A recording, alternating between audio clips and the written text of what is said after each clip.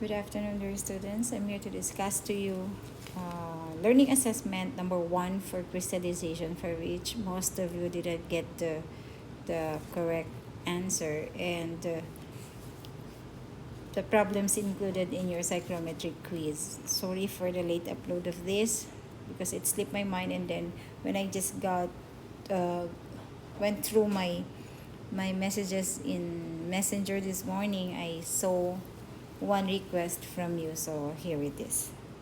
Okay, so in the learning assessment for unit 7, which is crystallization, some of you were confused with what to compute. So in this problem, number 1, you are to calculate actually letter A, B, C, and D for the cases 50% water is evaporated, enough water is evaporated to reduce the total weight of the solution to 50%, enough water is evaporated to leave the solution, and enough water is evaporated so that the remaining 50% solution is 50% of the original value. Because I've seen some papers who computed I, triple I, and 4 for letter A. I just can't imagine how he or she have done that one, because what is in the problem is calculate A, B, C, and D. So automatic, it should be A, B, C, A to D for the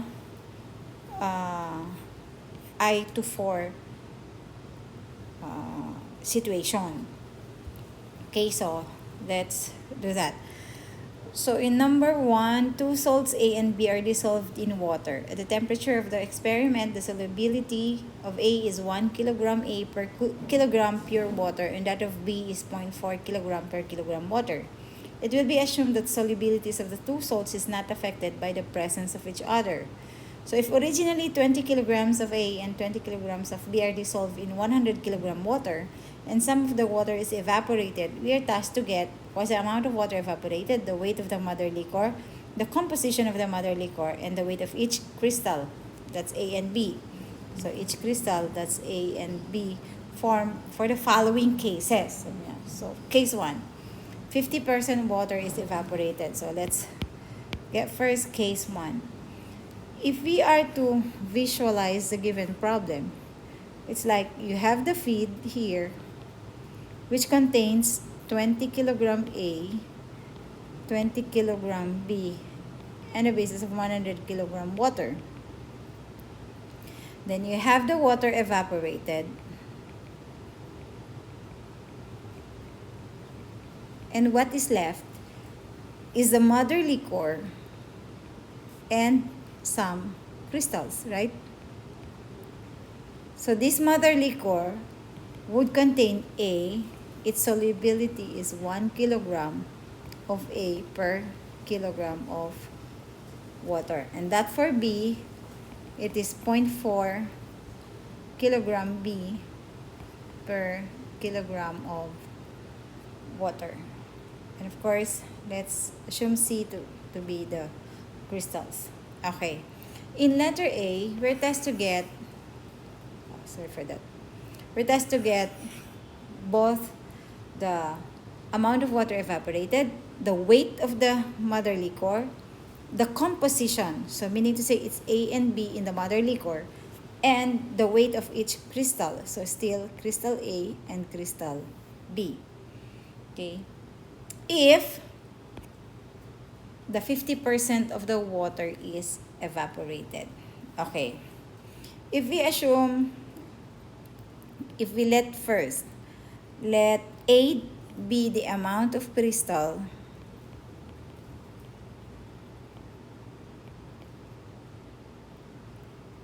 or amount of A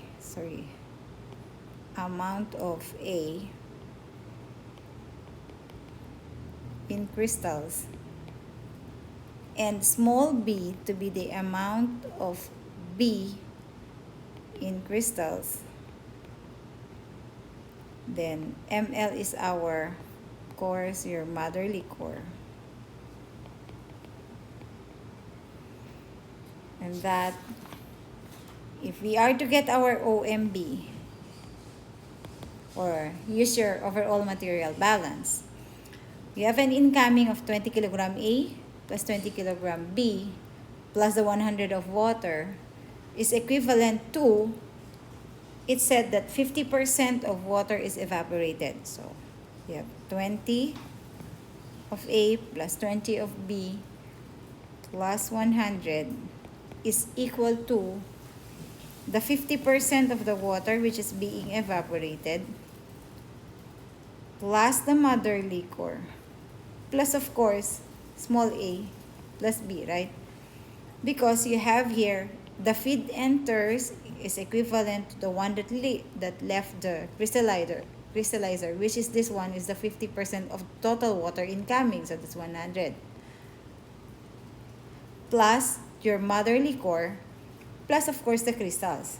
Okay, let's have this to be small a and small b already. Okay, so let this be our equation 1. Since I do not know, of course, the amount of A and B and the mother liquor. Now, if we do A balance,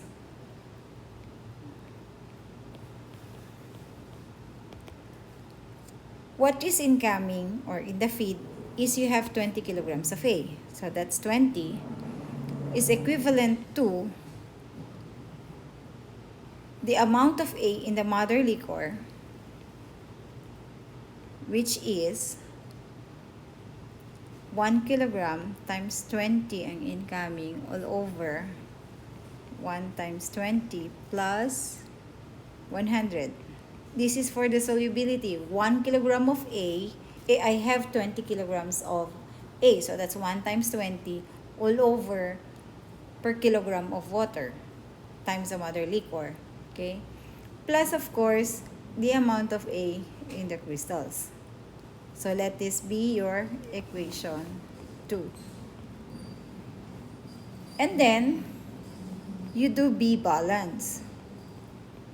B balance, I have 20 kilograms of B coming in the feed is equivalent to the amount of B in the mother liquor, which is, of course, 0.4 of the 20 all over 0.4 times 20 plus the kilogram of water plus B. Let this be equation 3. So now I have 3 equations, 3 unknowns. It's ML, A, and B. Okay, so we do it step by step. Now, if we substitute 2 and 3 in 1 in terms of your ML, you'll come up with an equation. So let's say substitute 2 and 3 in equation 1. So you will have 140, that's 100 plus 20 plus 20, is equivalent to 0.5 times 100 plus mother liquor. Plus in terms of A, I have 20 ml. So that's already, in terms of A, so that's negative. So plus 20 minus 20 ml, right? 20 ml over 120, right? Plus B. But what is my B? That is 20 minus 8. That's 20 times 0.4. 8 ml all over 108. Okay. Solving for your ml, you'd come up with a value of 66.14. Therefore, I now calculate for the amount of water evaporated. Of course, sabi natin kanina, amount of water evaporated, given in the situation A, that it's 50% of the water evaporated. So, automatic, it's 0.5 of the 100 water in the feed. So, you have 50 kilograms of water. Okay. Letter B is we're tasked to get what's the amount of mother liquor. We already solved that to be 66.14 kilograms. Then letter C, what's the composition of your mother liquor here? What's the composition of this? So in terms of your component A and component B. So the composition of your mother liquor, the kilogram of A that I will get is of course the 66.14 ml times the 20 over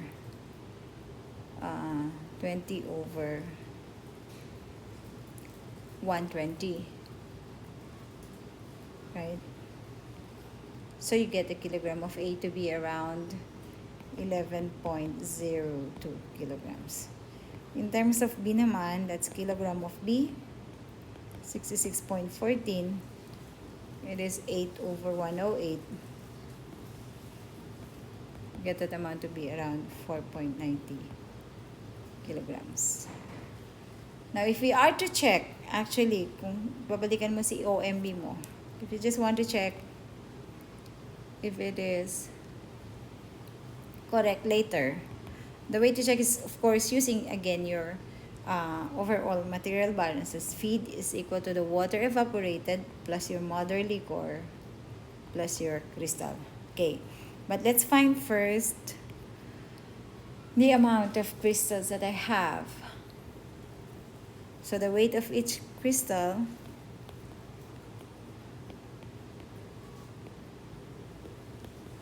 that's your small a and small b.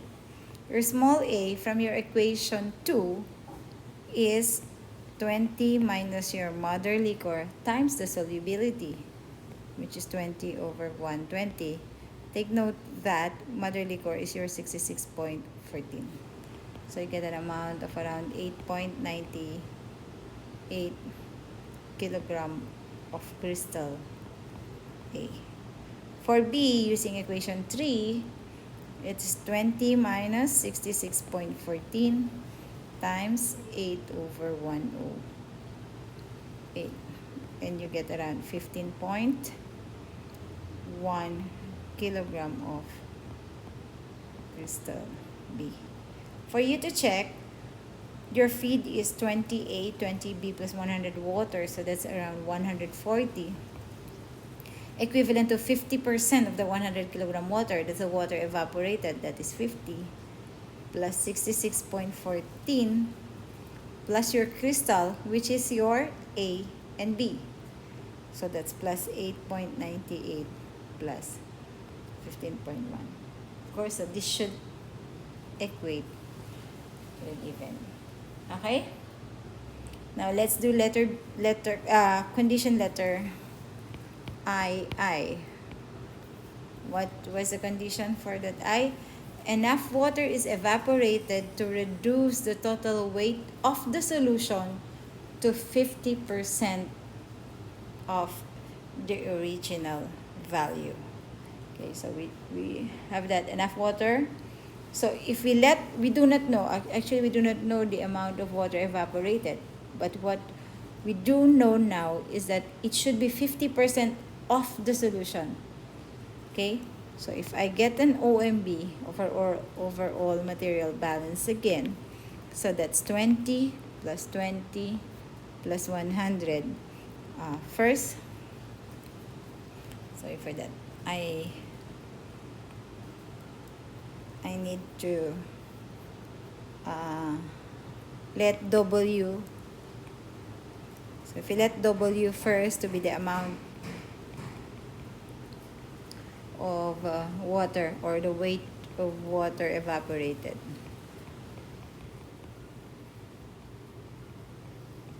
Because what we do know is 50% of the solution. So that's 20 plus 20 is equivalent to,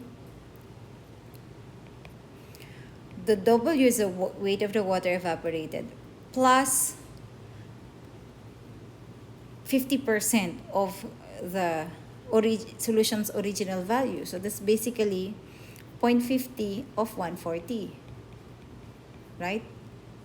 Take note that this 50% consists of your ml plus crystals already. So you get the value of your W to be 70 kilograms. Now, letter B, what's the amount of mother liquor?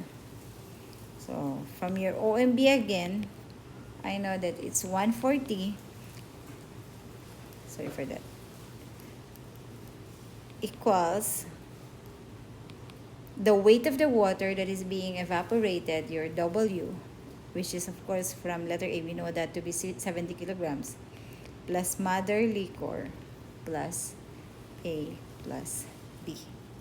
Take note, this one is still this. Okay? Now, if we use again yung previous equation natin, equations 2 and 3, for the solubility of A and B, this one. Ito. If we apply that, I could now have, again, 140 is equal to 70 plus ml, your mother liquor, plus A, that's 20 minus 20 ml over 120, plus B,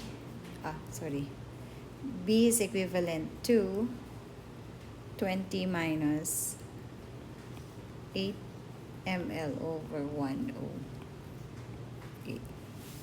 So you get a value of your ml, your mother liquor, to be 39.68 kilograms.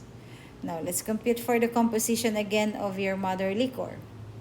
So, in terms of kilogram of A and kilogram B. So, for kilogram A, you know that the mother liquor is 39.68 times 20 over 120. So, you get around 6.61 kilograms.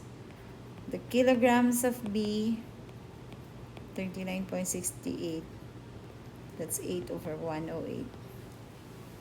Get a value of around 2.93 kilograms.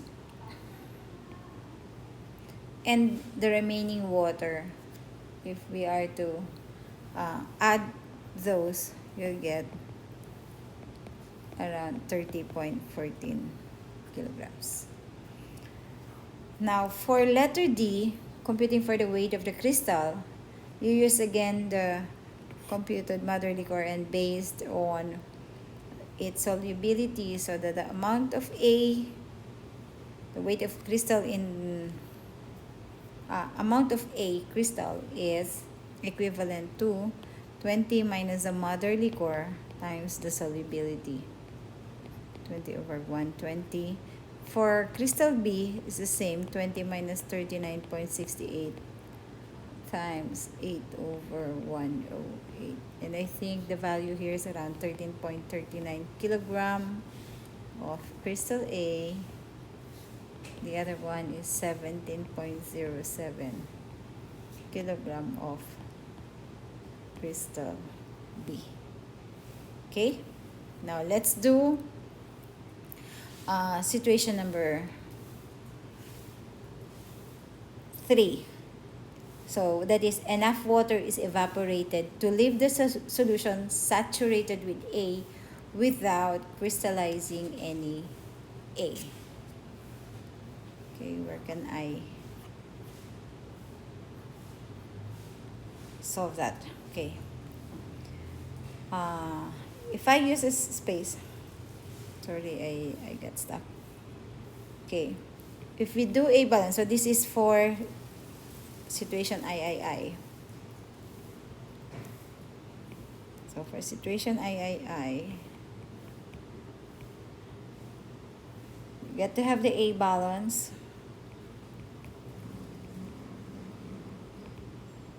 Since we are just asked to get the solution must be saturated with A, but without crystallizing any A. So if I do the A balance, I have 20, that's the kilogram of A in the feed, is equal to mother liquor times the solubility of A, which is 20 over 120 ml, plus of course A. But it said you don't crystallize any A, so this leaves to be equivalent to 0 or null. So I can now compute for my mother liquor, which is equivalent to 120 kilograms. So if my mother liquor is 120 kilograms, the amount of crystal B would then be 20 minus 120 times 8 over 108, or the solubility of B, which gives you around 11.11 kilogram of crystal B. Now, so we know already the weight of the mother liquor and the composition of mother liquor, which is 0A and 11.11 kilogram of B. We're now ready to get the composition of your, pardon for that. This is actually the composition of the crystals, which is 0 of A and 11.11 kilograms of B. Now, if we are to compute for the composition of your mother liquor, then you have kilogram of A is equivalent to 120 all over, that's ml, sorry. So 120 all over 20 over 120. So you get that as 20 kilograms. And for your B, your mother liquor again is also 20. So kilograms of B is 120 all over 8 over 108, which leaves you with around 8.89. If this is 8.89, therefore the kilograms of water would be roughly 91.11 kilograms. And from your OMB, you could get your W. So from there, using your OMB, which is 140, is equal to the W, so weight of water, plus your mother liquor, plus A plus B.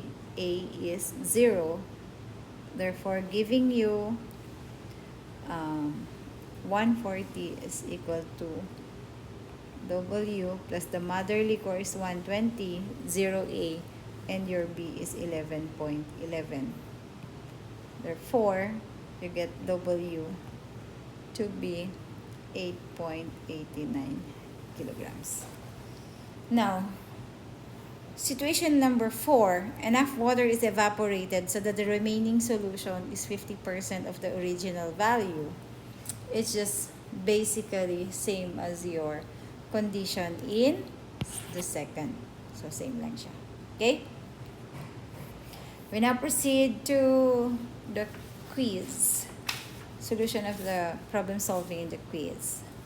I think this one, sorry for this, I included it in the quiz, but basically it's part of the drawing. However, I still considered your answer, sige na lang, correct, bonus. But, tama yung sagot nyo. Most of you got it correct, but then the solution is wrong. Why? If you take a look at your unit 10, equilibrium moisture content, or that is actually your X naught, is actually the kilogram of water per kilogram dry sand. So if it is kilogram of water, take note, the 50 kilogram of sand and water, it contains 48.7 kilogram dry sand. Therefore, your kilogram of water would then be the 50 minus 48.7, which is equivalent to 1.3.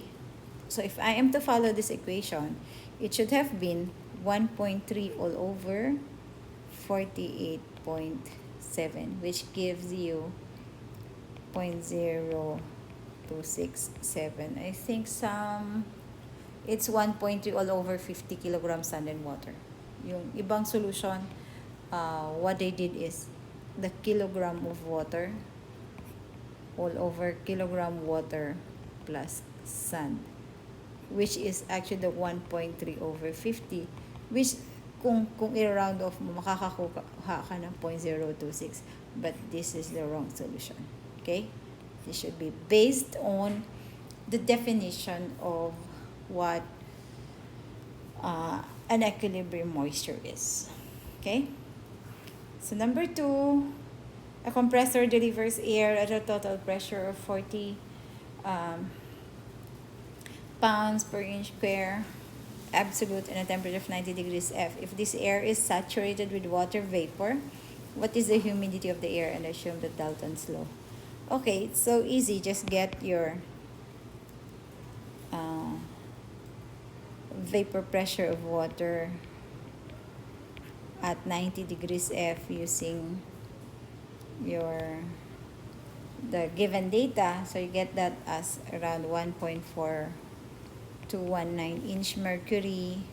Convert this into times the 14.7 all over 29.92 inch mercury, which gives you 0.6983 vapor pressure. Using your formula for humidity, absolute humidity, it's 0.6983. The P naught all over P minus P naught is 40 minus 0.6983 times the molecular weight of water over air, which gives you 0.011. Most of you got this correct. No worries. Okay. So another problem is fresh air is introduced into a room at such a rate that the air in the room is changed every 5 minutes. The room is 30 by 30 by 10 and the air in the room is 70 degrees Fahrenheit with a percentage humidity of 60%. Outside air, the temperature of 60 degrees Fahrenheit is used as the air supply and is heated by heat exchanger. Now we are tasked to calculate the BTU per hour that must be supplied by the heat exchanger, taking the total pressure to be 760. So just to illustrate, so I have here, so meron kang heater here, which is supplying at 30 by 30 by 10 feet. And which is this air must be supplied at 70 degrees Fahrenheit. The temperature here is 60 degrees Fahrenheit. Relative humidity or RH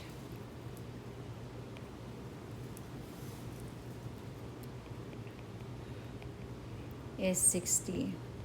I think it's quite an easy one also, because all you have to do is take a look at 70 degrees Fahrenheit, 60 relative humidity, what's your total pressure of 760, what's your PA naught. So using this one, you could get easily from your graph or your table to get your PA naught to be 3632. Then getting your HR to be PA over PA naught,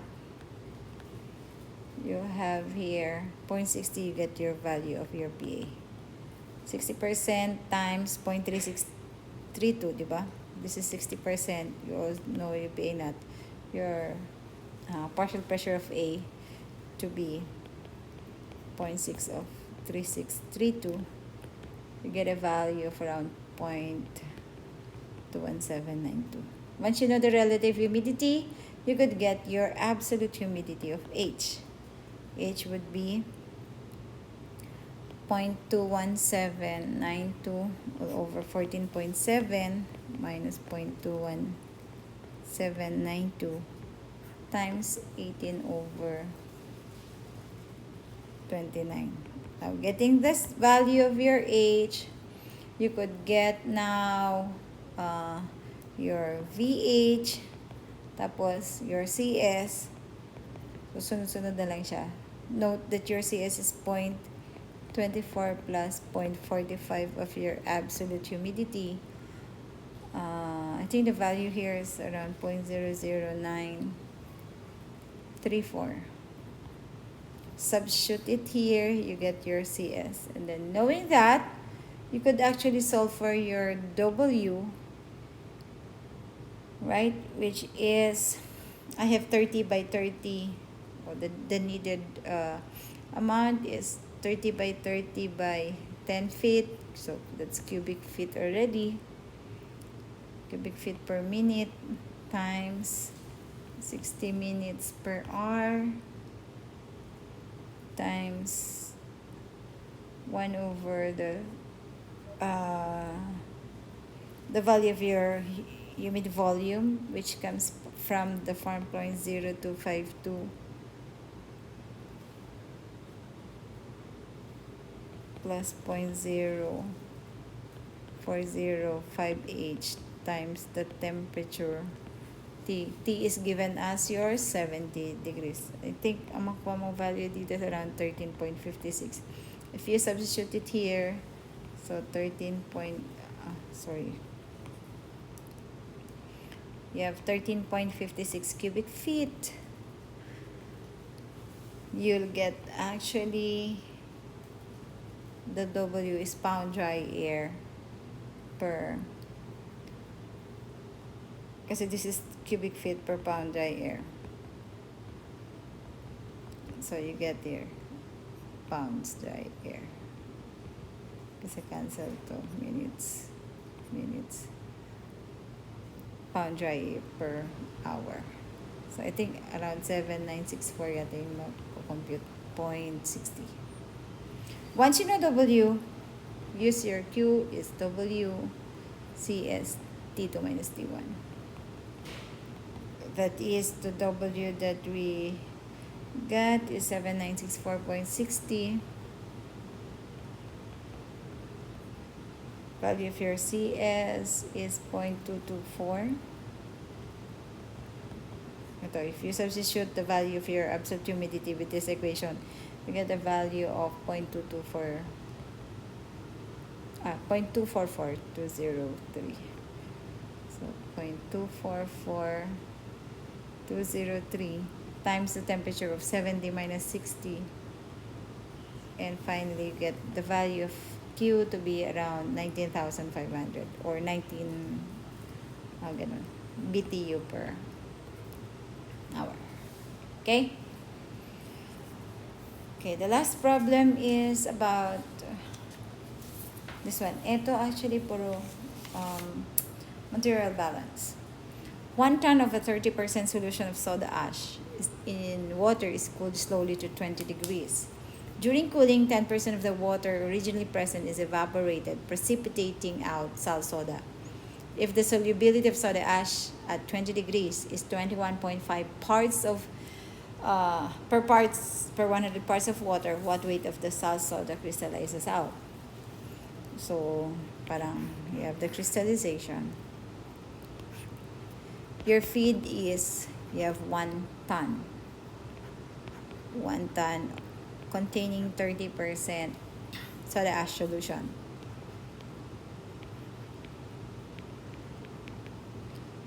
This one is, so I have, if it is 30% solution of soda ash, the remaining 70% is, of course, water. You have your crystals, your mother liquor, and the water evaporated. So for your mother liquor, this is at 20 degrees Celsius. The solubility given is 21.5 parts of yours Na2CO3 parts soda ash per 100 parts of water. Okay. Let's work first on the entering feed. The total water in the solution, therefore, so this pertains to the feed. In solution is, of course, 70 times 1 ton, so you get 0.70 tons water. The water that is evaporated, therefore, is, since it says it's 10%. So the water that evaporates here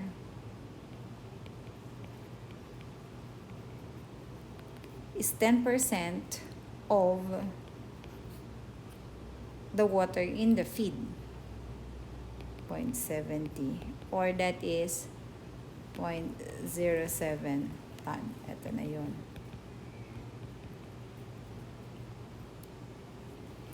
Okay? Now, note that the molecular weight of your NaCO3, your soda ash, is 106. Your sal soda is 286. Therefore, the total sal soda in the feed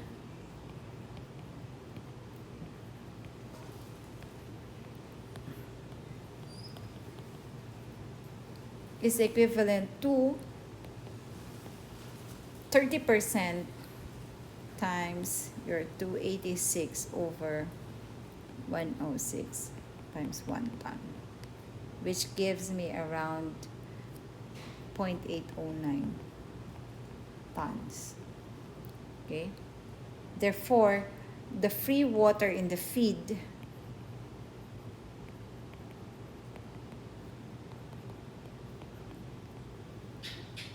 would definitely be equal to the 1 ton minus the 0.809 times the 0.07 that evaporated, which leaves you 0.121 tons. Okay? Now, from the solubility of your soda ash, which at 20 degrees, so solubility Na2CO3 at 20 degrees Celsius, you'd get that, diba, this one is equivalent to 21.5 parts Na2CO3 per 100 parts water. Now, in 100 tons of water, you have parang, what does this mean is that if you have 100 tons of water, you get 21.5 tons of Na2CO3 in the solution. Thus, I would have the sal soda is 21.5 times 286 over 106. Like, assuming that, diba, sabi natin, if I have 100 tons of water, 21.5, you have 21.5 tons of your Na2CO3. That's why here, the sal soda would then be equivalent to 21.5 times the molecular weight, which is equivalent to 58 tons. Now, the free water, therefore, here would be the 100 tons of water plus the 21.5, which is, of course, the solution already, minus 58, which is 63.5 tons free water. Now, we go to consider what's in the mother liquor. In the mother liquor, the total sal soda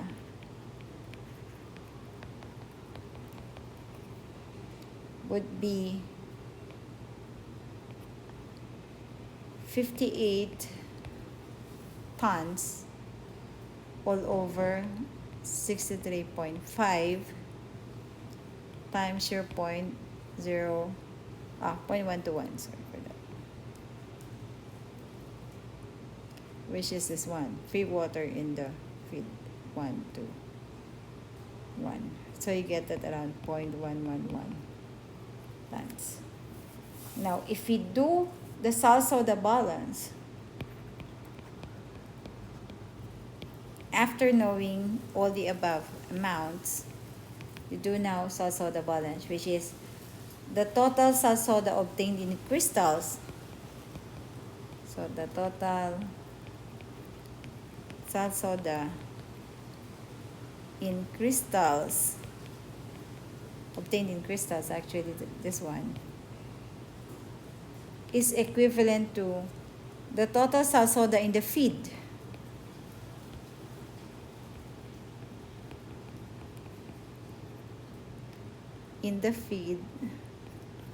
minus the total salt soda in the mother liquor. Kasi wala namang sasama dun sa water evaporated, right? So this total salt soda in the mother liquor, which gives you, I know this one, the total salt soda in the feed to be 0.809 tons minus 0.111 tons in the mother liquor, which gives you 0.698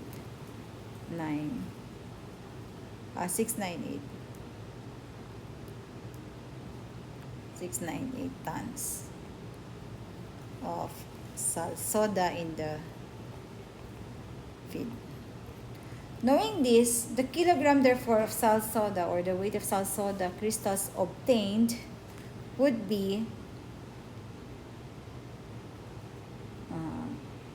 we could have that, so this is in tons, so in kilograms, you have the weight of your salt soda